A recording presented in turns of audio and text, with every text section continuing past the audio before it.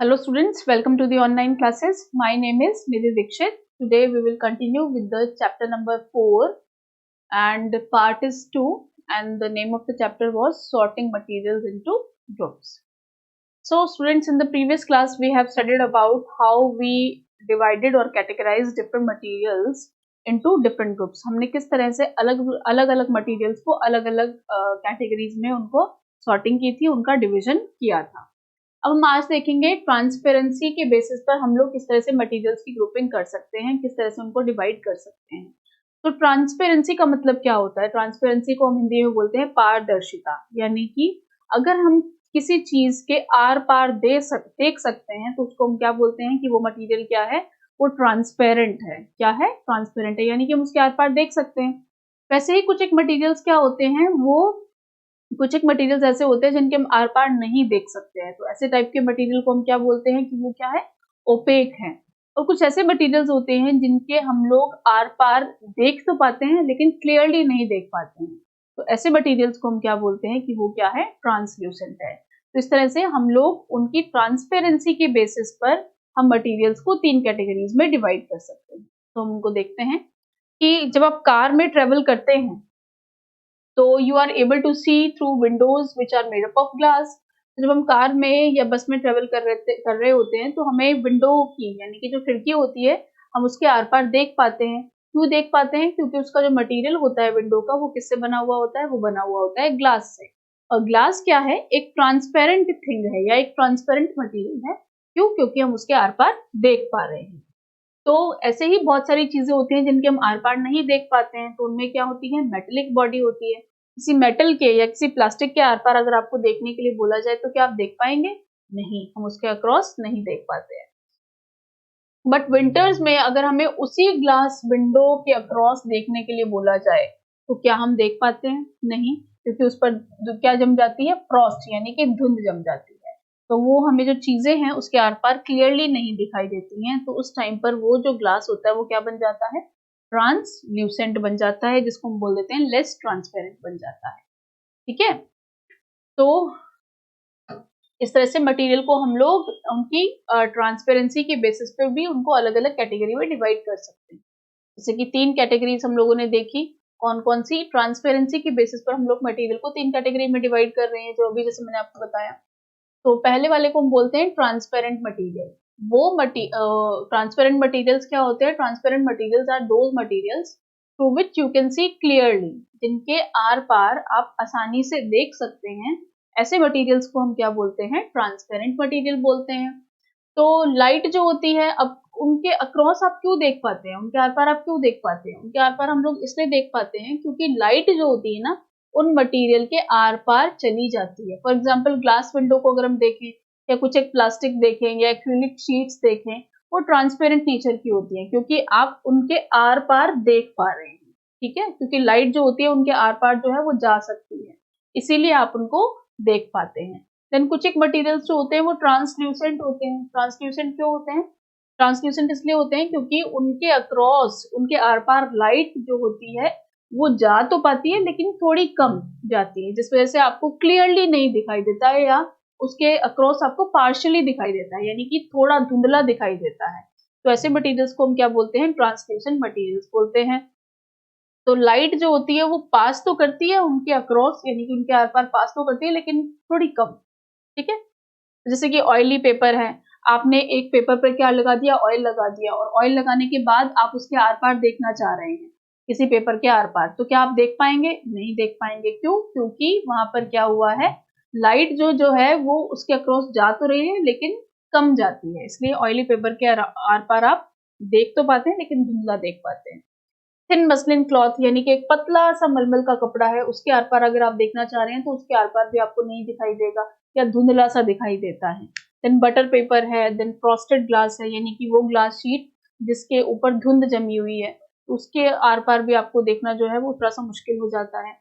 Then हम अगर OPEC materials की बात करते हैं तो मटेरियल्स जिनके आर पार आप बिल्कुल भी नहीं देख पाते, तो यानी कि वो मटेरियल्स जिनके आप आर पार बिल्कुल नहीं देख पाते हो, तो उनको हम क्या बोलते हैं? उनको हम बोलते हैं ओपेक मटेरियल्स.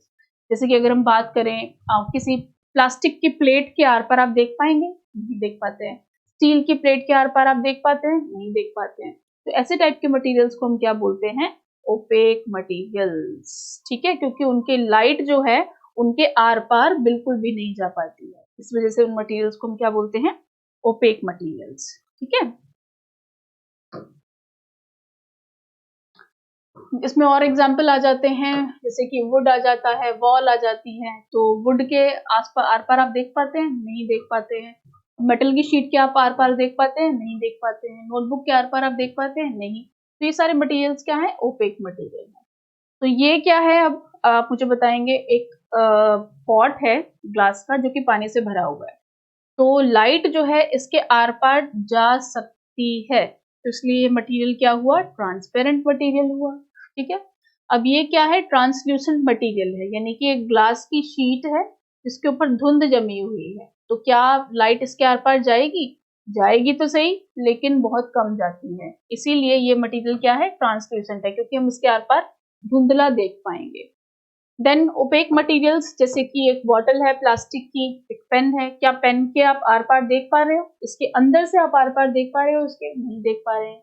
क्यों? क्योंकि लाइट इसके अंदर से पास ही नहीं हो रही है, तो इसलिए ये मटेरियल क्या है? Opaque material. ठीक है, तो इस तरह से हम लोग मटेरियल की सॉर्टिंग कर सकते हैं उनके ट्रांसपेरेंसी के बेसिस पर। ठीक है, अब आप क्या करेंगे? अलग अलग मटेरियल्स आप अपने अराउंड जो प्रेजेंट हैं, जैसे कि चॉक है, नोटबुक है, प्लेट है, देन विंडो है, ठीक है, ग्लास है, और एक ऑयली पेपर है। ये सारी की सारी जो भी चीजें आपके आसपास प्रेजेंट हैं, इनको लीजिए। ठीक है, इनको आप कैटेगराइज कीजिए कि कौन सी ट्रांसपेरेंट है, कौन सी ट्रांसल्यूसेंट है और ओपेक है। तो इस तरह से हम लोग को इनको जो है वो अलग अलग कैटेगरीज में इनको डिवाइड कर सकते हैं। तो आप इनको कैटेगराइज करिए और इसको लिखिए अपने नोटबुक में, ये एक्टिविटी है आपके लिए। ठीक है, हाँ, एक एक्टिविटी ये भी हो सकती है कि आप एक पेपर लीजिए। ठीक है, पेपर के ऊपर हल्का सा घी या बटर जो भी आपके पास अवेलेबल है उसको थोड़ा सा हाथ में लीजिए और उसके ऊपर पेपर के ऊपर उसको इस तरह से फैला दीजिए, रब कर दीजिए, और फिर आप पेपर को इस तरह से होल्ड कीजिए और उसको आर पार देखने की कोशिश कीजिए। क्या आपको उसके आर पार दिखाई दे रहा है? तो अगर आपको आर पार दिखाई दे रहा है लेकिन धुंधला दिखाई दे रहा है, इसका मतलब क्या हुआ कि वो जो पेपर है, वो शीट ऑफ पेपर क्या बन गई है? ऑयली पेपर बन गई है या बटर पेपर बन गई है, और वो मटेरियल क्या बन जाएगा आपका? ट्रांसल्यूसेंट बन जाता है। ठीक है, टॉर्च लाइट जो होती है, अगर आप उसको, मान लीजिए आपने टॉर्च लाइट को होल्ड किया हुआ है, उसके ऊपर अगर आप हाथ को इस तरह से रख लेते हैं, तो क्या आपके हाथ से जो टॉर्च की लाइट है वो आर पार हो रही है? लाइट जो है वो आपके हाथ को आर पार करके नहीं जा सकती है। इसका मतलब हाथ क्या है? ओपेक है, क्योंकि वो लाइट को पास नहीं होने दे रहा है। ठीक है, तो इस तरह से हमें ओपेक के बारे में भी पता चल जाता है। तो इस तरह से हम लोग मटेरियल्स की जो क्लासिफिकेशन है उनको अलग अलग कैटेगरीज में डिवाइड कर देते हैं। ठीक है, जैसे यूटेंसिल्स जो होते हैं, हम लोग ने देखा कि यूटेंसिल्स को हम कहाँ रखते हैं? किचन में रखते हैं। देन ड्राइंग रूम में नहीं रखते, ब्लैक बोर्ड को हम लोग बाथरूम में नहीं रखते हैं। ठीक है, क्लासरूम में रखते हैं, किचन में भी नहीं रखते।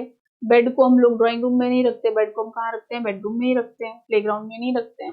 तो अलग अलग मटेरियल्स को हम लोग उनकी अलग अलग जगहों पे रखते हैं। जैसे कि मैंने आपको ग्रोसरी शॉप वाला एग्जांपल दिया था कि पल्सेस हैं, उनको पल्सेस यानी कि जो दालें हैं उनको दालों वाले सेक्शन में रखेंगे, शैम्पू को शैम्पू वाले सेक्शन में रखेंगे, चिप्स को चिप्स वाले सेक्शन में रखेंगे। तो सबके लिए अपनी अलग अलग शेल्फ्स बनी हुई हैं, तो जहां से चीजों को पिक करना, उनको सॉर्टिंग करना जो है वो आसान होता है, पहचानना भी आसान हो जाता है। ठीक है, और एक पर्टिकुलर ब्रांड का भी हम लोग एक पर्टिकुलर सेक्शन में रखेंगे। मान लीजिए आप बिस्किट खा रहे हैं पार्ले जी के, तो आपको पार्ले जी वाले जो बिस्किट वाला सेक्शन होगा वहीं पर आपको मिलेंगे। आप ओरियो खाना चाह रहे हैं तो ओरियो वाला जो सेक्शन होगा बिस्किट का, वहां पर आपको ओरियो बिस्किट दिखाई देगा। तो इस तरह से हम लोग मटेरियल्स को अलग अलग जगहों पर रखते हैं, उनकी सॉर्टिंग करते हैं। यहाँ पर एक डेफिनेशन आती है जिसको हम बोलते हैं क्लासिफिकेशन। इसकी डेफिनेशन भी आपको आ सकती है। तो the process of sorting out and grouping things according to some basis और क्राइटेरिया इज कॉल्ड क्लासिफिकेशन। यानी कि वो प्रोसेस जिससे कि हम लोग अलग अलग मटेरियल्स की सॉर्टिंग करते हैं, यानी कि उनको अलग अलग करते हैं और उसके बाद हम उनको अलग अलग ग्रुप्स में रखते हैं। तो ऐसे बेसिस को या ऐसे क्राइटेरिया को हम क्या बोलते हैं? क्लासिफिकेशन। क्या बोलते हैं? क्लासिफिकेशन। एक अनदर रीजन है जिसकी वजह से हम लोग ग्रुपिंग करते हैं या मटेरियल्स को डिवाइड करते हैं, वो क्या है? ताकि हम लोग किसी भी चीज को कन्वीनियंटली स्टडी कर दें उसके प्रॉपर्टीज के बेसिस पर, ठीक है? यानी कि उसको स्टडी करना जो है वो आसान हो जाएगा। किसी भी मटेरियल को अगर हम लोगों ने अलग अलग ग्रुप में उनको कैटेगराइज किया हुआ है, अलग अलग जगहों पर रखा हुआ है, तो हमें उसको स्टडी करना क्या होगा? आसान होगा। आप इसको इजीली पिक कर सकते हैं, उसके बारे में स्टडी कर सकते हैं, ठीक है? अगर आपको बोला जाए कि आप क्या नाम है, एक पर्टिकुलर दवाई, अगर हम फार्मासिस्ट के पास भी जाते हैं तो फार्मासिस्ट ने भी बहुत सारी दवाइयों को एक जगह पर इकट्ठा करके रखा हुआ, तो क्या होगा? उसको अगर हम उससे दवाई मांगेंगे तो क्या होगा? वो कंफ्यूज हो जाएगा कि वो दवाई कहाँ गई, दवाई कहाँ गई। तो अगर हम लोगों ने दवाइयों को अलग अलग सेक्शंस में, मान लीजिए कि फीवर के लिए जो पैरासिटामोल चाहिए होती है उसको अलग सेक्शन में रखा हुआ है, कोल्ड के लिए अलग दवाई चाहिए तो उसको अलग सेक्शन में रखा हुआ, तो जैसे ही हम उससे मांगेंगे वो फट से जाएगा उस सेक्शन में और दवाई को उठा कर ले आएगा। लेकिन अगर हमने उसको एक ही जगह पर रखा हुआ होगा तो क्या होगा? फार्मासिस्ट को क्या होगी? परेशानी होगी उसे ढूंढने में, राइट? तो इस तरह से हम लोगों को मटेरियल्स की ग्रुपिंग करनी चाहिए, उनको उनके प्रॉपर प्लेस पर रखनी चाहिए ताकि वो हमें एक तो टाइम पर मिले प्लस उसको हम इजीली ढूंढ सके, ठीक है? देन आता है मटेरियल्स को प्रॉपर्टीज जो हैं उनको हम लोग स्टडी करेंगे कॉमनली यूज मटेरियल्स की। जो मटेरियल्स हम लोग कॉमनली अपने आसपास यूज करते हैं, अगर हम उनको देखते हैं और उनको स्टडी करते हैं तो कौन कौन से मटेरियल्स हमें अपने आसपास देखने को मिलते हैं? हमें वुड देखने को मिलता है, हमें और क्या देखने को मिलता है? हमें मेटल देखने को मिलता है, हमें प्लास्टिक देखने को मिलता है, हमें ग्लास देखने को मिलता है। तो अगर हम बात करते हैं वुड की, तो वुड क्या होता है? पहले तो मुझे ये बताएंगे कि वो सारी जो कैटेगरीज हम लोगों ने पढ़ी थी उनको हम पढ़ेंगे कि वुड सबसे पहले तो क्या होता है कि लस्टरस होता है। वुड में शाइन होती है? नहीं। तो वुड क्या होता है? Non lustrous. तो पहले हम लोग इस तरह से नहीं इसको स्टडी करेंगे, हम इसको स्टडी करेंगे कुछ इस तरह से। वुड, मेटल, प्लास्टिक, ग्लास, ना?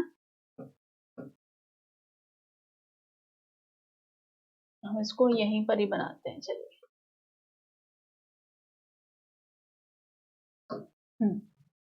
तो हमने अलग अलग कैटेगरीज ली थी। सबसे पहले हमने लिया था कि कोई मटेरियल जो है वो लस्टरस है या नॉन लस्टरस है। तो आप मुझे बताइए कि वुड लस्टरस होता है? वुड में शाइन होती है? नहीं होती। तो आप वुड को कहाँ रखेंगे? यहाँ पर। सेकंड है मेटल। मेटल लस्टरस होते हैं? यस होते हैं। तो मेटल को कहाँ रखेंगे? आप यहाँ पर रखेंगे। थर्ड है प्लास्टिक। प्लास्टिक लस्टरस होता है? प्लास्टिक में कोई शाइन होती है? नहीं होती है। तो आप उसको नॉन लस्टरस की कैटेगरी में रखेंगे। Then glass. ग्लास लस्टरस होता है? यस। इसके अंदर शाइन होती है तो आप उसको यहाँ पर रखेंगे। तो इस तरह से हमने मटेरियल को अलग अलग कर दिया, ठीक है? ये तो था लस्टरस और नॉन लस्टरस के बेसिस पर। अगर हम डिवाइड करना चाहते हैं कि मटेरियल जो है वो हार्ड है या सॉफ्ट है, इस बेसिस पर भी हम लोग डिवाइड कर सकते हैं। तो पहला है वुड। वुड हार्ड होती है? यस होती है, तो उसको यहाँ पर रखेंगे। दूसरा है प्लास्टिक। प्लास्टिक हार्ड होता है? यस प्लास्टिक हार्ड होता है, आप उसको यहाँ रखेंगे। तीसरा है ग्लास। ग्लास भी हार्ड होता है। और लास्ट में क्या है आपके पास? मेटल। मेटल भी हार्ड होते हैं, तो आप उनको इसी कैटेगरी में रखेंगे। इनमें से सॉफ्ट कोई भी नहीं, ठीक है?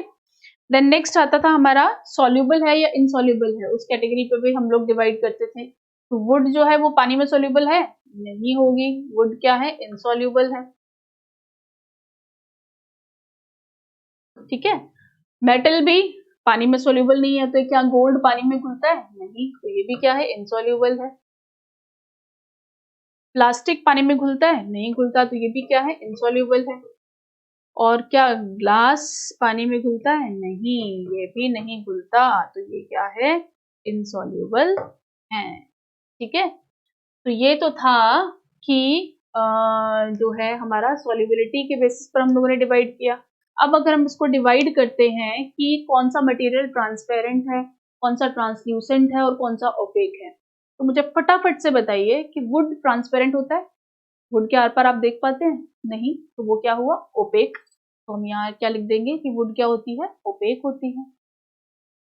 मेटल क्या होता है? मेटल भी ओपेक होते हैं, आप उनके आर पार नहीं देख पाते हैं। प्लास्टिक भी ओपेक होता है, आप उसके आर पार नहीं देख पाते हैं। और ग्लास क्या होता है? ग्लास क्या होता है? ग्लास ट्रांसपेरेंट होता है, क्योंकि आप उसके आर पार देख पाते हैं, बशर्ते उसके ऊपर कोई दूसरा मटेरियल ना हो। ठीक है, तो इस तरह से हम लोग मटेरियल्स को अलग अलग कैटेगरीज में डिवाइड कर सकते हैं। अब आता है properties of a few commonly use material. अब हमने इनका पूरा क्लासिफिकेशन कर दिया है। अब हम देखते हैं कि वुड के बारे में क्या क्या बातें बताई हुई हैं, ग्लास के बारे में क्या बताया हुआ है, और आपके प्लास्टिक के बारे में क्या चीजें और इसके अंदर मेंशन की हुई हैं।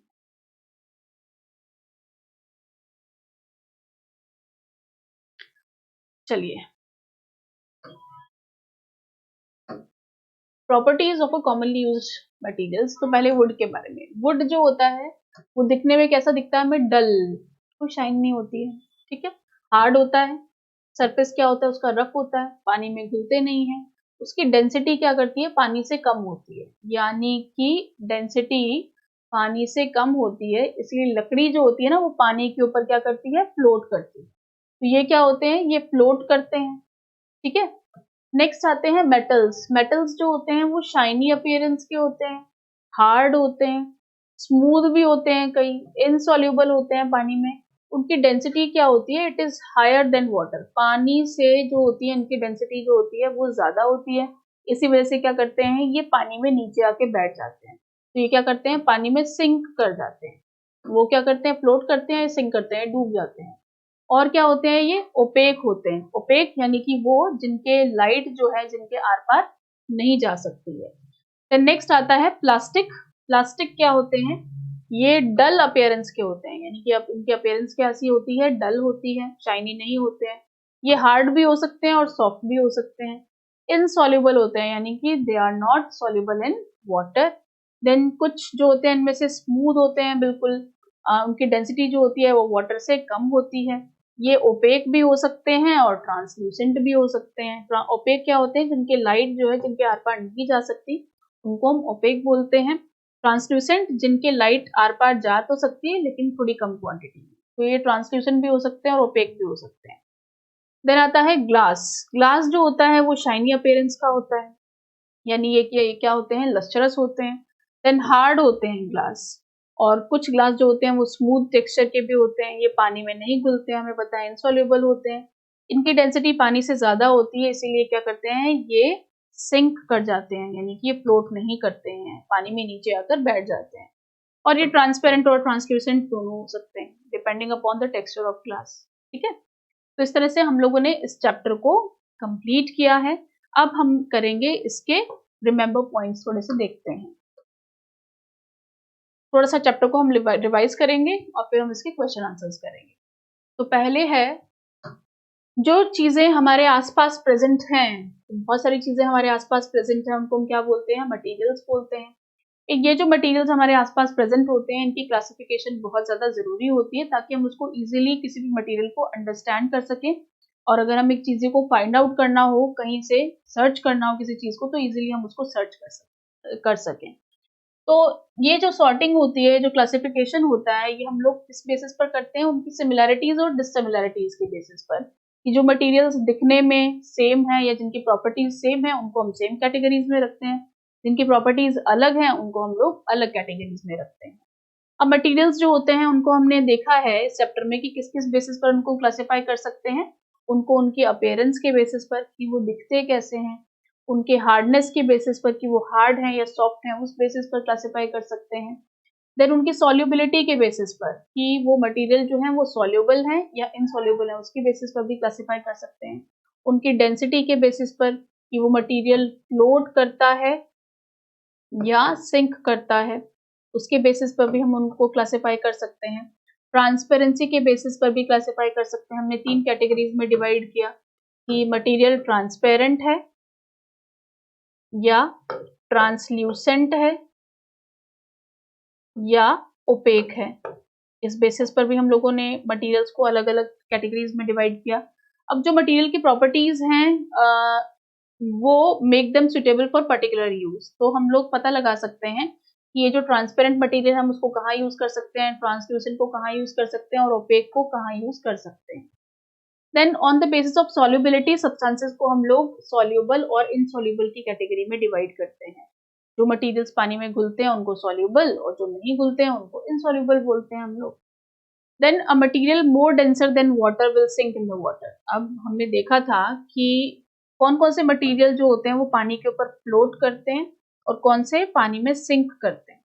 तो कौन से फ्लोट करते हैं? जिनकी डेंसिटी, वो मटेरियल्स जिनकी डेंसिटी वाटर से क्या होगी? कम होगी। वाटर से क्या होगी? Density is less than water. जिनकी पानी से कम होगी वो क्या करेंगे? फ्लोट करेंगे। सिंक कौन करेगा? जिनकी डेंसिटी पानी से ज्यादा होगी, डेंसिटी हायर देन वाटर, तो वो क्या करेंगे?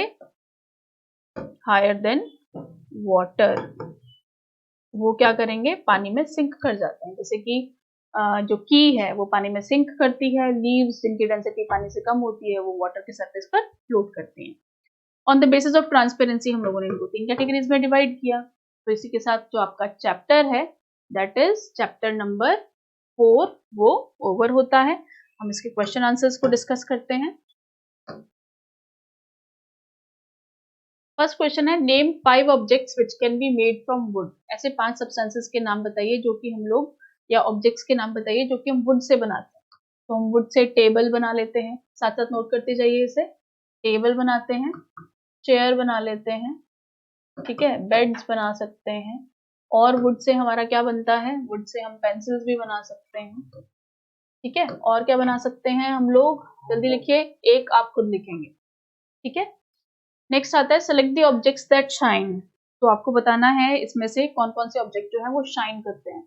तो जो शाइन करेंगे उसके ऊपर हम टिक लगाएंगे और जो शाइन नहीं करते उसके ऊपर हम क्रॉस लगाएंगे। तो ग्लास बाउल शाइन करता है, यस। प्लास्टिक टॉय शाइन करता है, कर भी सकता है और नहीं भी कर सकता, हम यहाँ पर टिक कर देते हैं। स्टील स्पून शाइन करती है, कॉटन की शर्ट शाइन नहीं करती, ठीक है। मैच जब आते हैं, अब material match the objects given below with the materials from which they could be made, and remember an object could be made from more than one material and a given material could be used for making many objects. अब आता है आपको matchups करने। Book जो है वो किससे बनी हुई हो सकती है? बुक जो बनी हुई होती है वो किससे बनी होती है? बुक बनी हुई होती है प्लास्टिक से। इसकी आप नंबरिंग दे दीजिए 1 2 3 4 एंड 5। तो यहाँ बुक को आप किससे मैच करेंगे? बुक किससे बनती है? पेपर से, नंबर 1। टिम्बर, टिम्बर किससे बनता है? Would say, 2। चेयर किससे बनती है? चेयर किससे बनती है भाई? ग्लास से, लेदर से या प्लास्टिक से? चेयर प्लास्टिक से भी बनी हुई हो सकती है, वुड से भी बनी हुई हो सकती है। टॉय, टॉय जो है वो प्लास्टिक से भी बना हुआ हो सकता है और वुड से भी बना हुआ हो सकता है। तो एक चीज जो है वो कई चीजों में आती है। शूज किससे बने होते हैं? शूज जो होते हैं वो लेदर से बने हुए होते हैं, 5, ठीक है। तो और ग्लास से क्या बना हुआ हो सकता है? ग्लास से टॉय तो नहीं बना हो सकता। चेयर जो होती है वो भी ग्लास से नहीं बनी हुई हो सकती। तो आप देख सकते हैं कि जो चेयर है वो वुड से भी बन सकती है और चेयर जो है वो प्लास्टिक से भी बन सकती है। तो यहाँ पर आप 3 भी लगा सकते हैं, यहाँ तो 3 है ही है।